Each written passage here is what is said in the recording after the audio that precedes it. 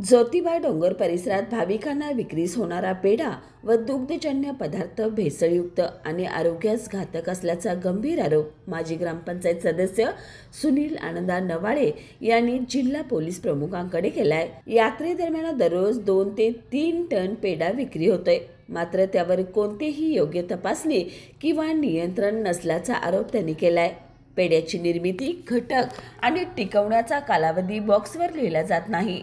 तसेच अन्न व औषध प्रशासनाकडून फक्त कागदपत्री तपासणी होत असल्याचे त्यांनी म्हटलंय। नवाळे यांनी सांगितले की यापूर्वी 2000 किलो भेसळयुक्त पेढा नष्ट करण्यात आला होता, तरीही विक्रेत्यावर कोणतीही फौजदारी कारवाई झाली नाही। या विक्रीत बाहेरील विक्रेत्यांचा मोठा सहभाग असून त्यांचा पत्ता व तपशील कधीही पडताळला गेला नाही। अशा दूषित पदार्थामुळे 2 ते 2.5 कोटी भाविकांच्या आरोग्यास धोका निर्माण होऊ शकतो।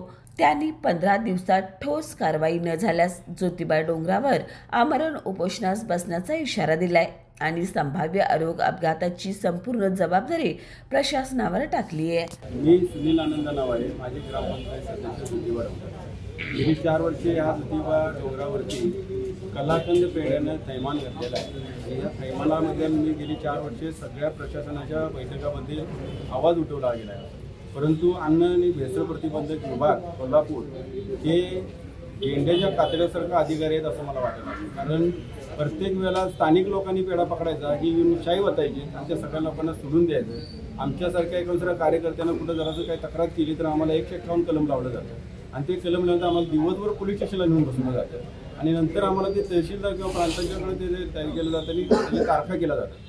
मग 2000 किलो पेढा जप्त केल्यानंतर जर त्यांच्यावर कारवाई होत नसेल तर हे अन्न भेसळ प्रतिबंध त्यांच्याकडनं काही घेते का त्यांच्याशी काही लगेबंधू आहे असा माझ्यासारख्या सर्वसामान्य कार्यकर्त्याला प्रश्न आहे।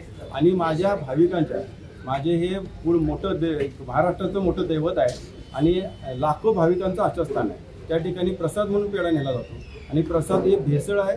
अनेक वेळा सिद्ध होऊन सुद्धा हे अन्न भेसळ गप्प बसते, म्हणजे ह्याच्यावर कोण कारवाई करणार का नाही, ह्याच्यावर आम्ही बोलायचं का नाही। असं जर कुठं मी बोलायला गेलो तर काही लोक माझ्यावर दादागिरी करण्याचा प्रयत्न करतात आणि दादागिरी करून मला धमकी सुद्धा देतात।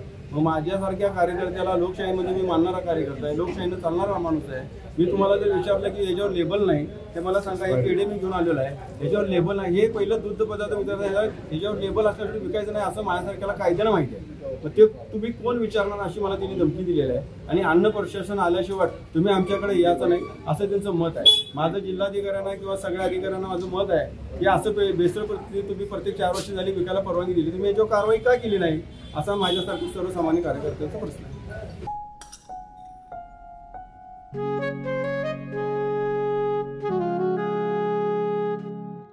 बाबा, आज येताना बासुंदी घेऊन या ना।